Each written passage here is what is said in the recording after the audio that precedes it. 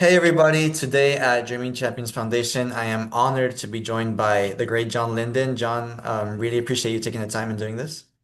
Yeah, pleasure. Thanks for having me. All right, so John, just to start things off, talk to us a little bit about your journey. Was there, do you think, a moment where everything just seemed to change for you and where you just began getting involved in sports? Yeah, I mean, I've had a very unconventional pathway to working in the sports industry. I grew up in England, moved to Canada about 16 years ago. I was working in finance. Then I transitioned to work for a technology startup before moving to Toronto and working at LinkedIn for about 10 years. And I had always, loved sport and wanted to work in sport in some way and was trying to figure out where that was and what my place within the sports industry would be. And so I left LinkedIn a couple of years ago to start a consulting company that was focused on sport, on athletes and former athletes, and what they did in sport, but also outside of sport. So I act as a LinkedIn strategist for athletes and leaders within sport, and as a brand advisor as well. But there was a moment, a couple of years ago when I really started to notice that athletes were joining LinkedIn and starting to position themselves differently than I'd seen before. They were starting to position themselves as leaders in the community or with a startup that they were part of. For others, they were in the investment world, even while they were still playing or coming to the end of their career. And so that moment for me was, hey, there's a gap and there's an opportunity where I felt that I could bring value, right, to the sports economy, and with athletes in particular. So that was kind of one of the starting moments for me to kind of start to dream and think, where am I going to add value to sport and to the sports industry? And now that you've been involved in the game for a couple of years, you have a different perspective that most other people don't have. So what would you say is something about working in sports that most people don't understand looking from the outside? Yeah, I think a lot of it is around, an athlete's identity, right? We expect athletes to um, be fully immersed in the sport that they play, and as a fan, we don't always think about their life outside of sport, right? And when you start talking to any athlete, they have a lot of things that they care about, that they're involved with, that they want to be known for outside of the game. And that's the really interesting part, that makes them very relatable to you, to me. We all have a story. We all got into sport in different ways, and have been kind of opened up to sport in different ways. But then life outside of that environment is super exciting, right? And so what you'll find when you're talking with athletes or former athletes is actually who they are and what they really care about, right? Outside of sport, which we don't always think about.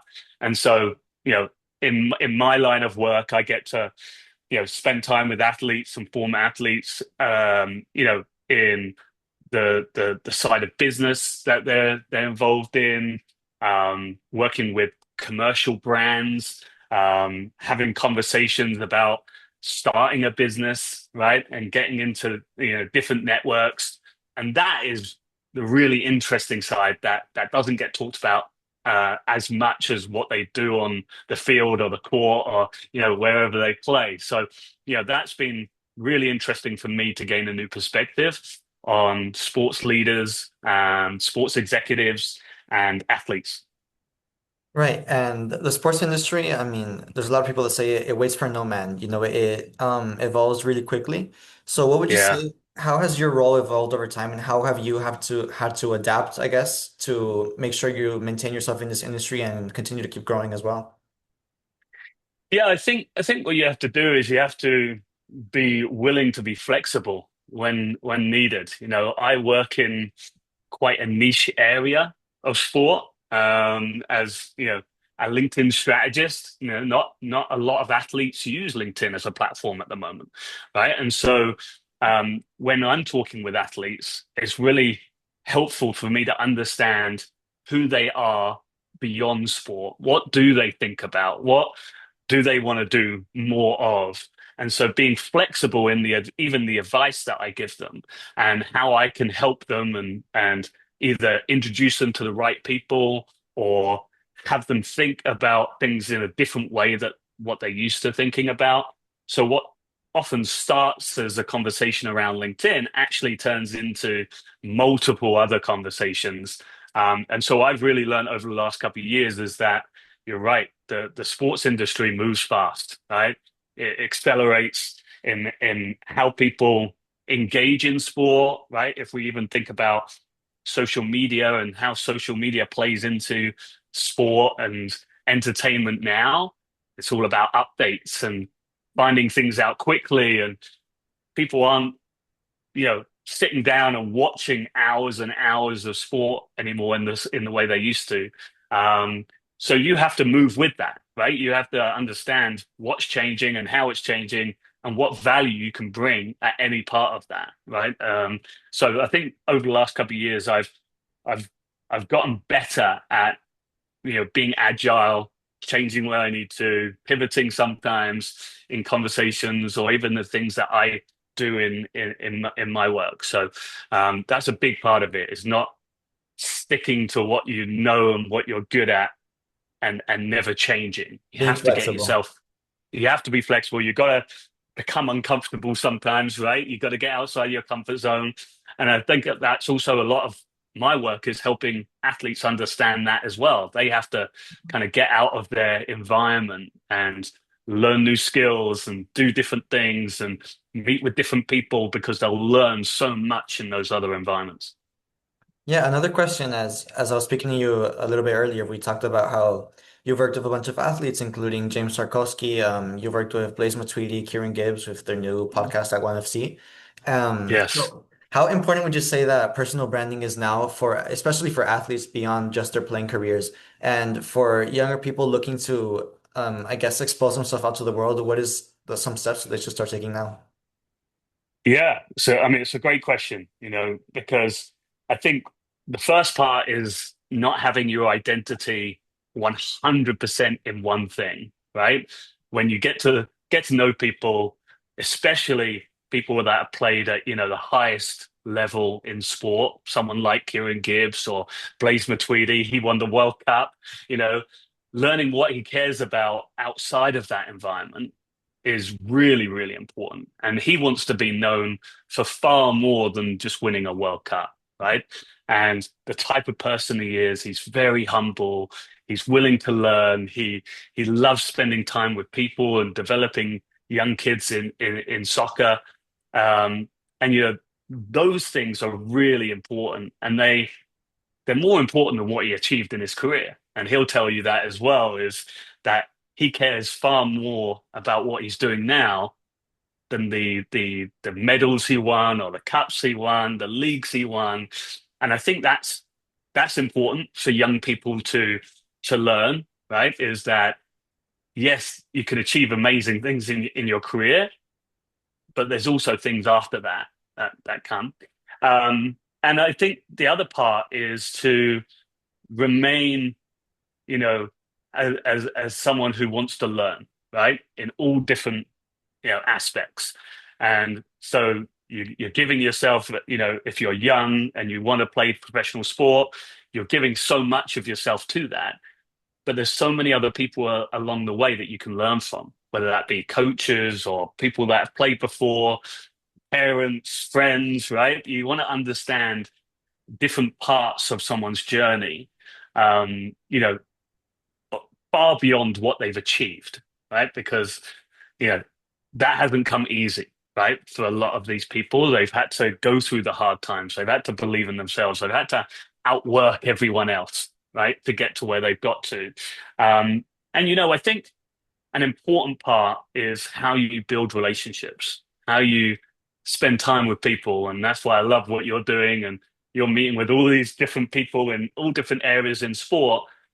and you're learning things in every conversation, right? And I think that's how we should all be, um, no matter what area of work we're in or whatever we want to do career-wise, is that you always want to be building connections and a network and relationships with people because you'll give value and you'll get value from other people.